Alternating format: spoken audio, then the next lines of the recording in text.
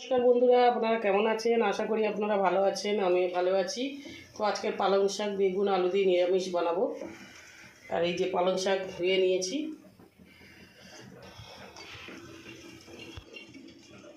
এই যে 5 ফোঁড়নটা দিয়ে দেবো আর জিরা। তো বন্ধুরা আমি তেলের মধ্যে বেগুন আলুটা দিয়ে দেবো।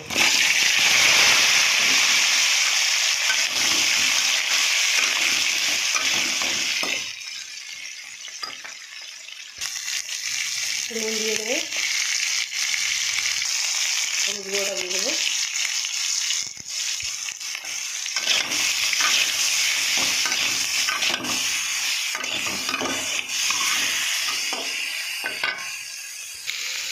বন্ধুরা এবার আমি পালং শাকটা দিয়ে দেবো।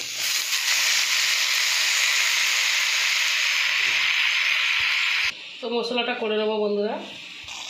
তো বন্ধুরা আমি সামান্য একটু লঙ্কার গুঁড়ো দিয়ে দেবো, সামান্য, আর এই মশলাটা দিয়ে দেবো।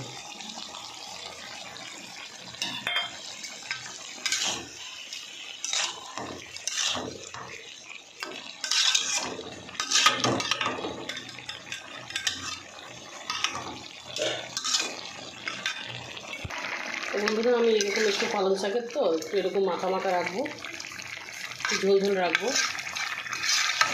এটা খুব ভালো লাগবে বন্ধুরা, এরকম করে আপনারাও খাবেন। আর একটু ফুটবে, নামিয়ে নেবো। তো বন্ধুরা বেগুন আলু দিয়ে পালং শাক হয়ে গেছে আমার। তো আমার ভিডিওটা যদি আপনারা ভালো লাগে আপনারা লাইক শেয়ার কমেন্ট করে দেবেন, আর বন্ধুরা সাবস্ক্রাইব করে দেবেন। তো নমস্কার বন্ধুরা।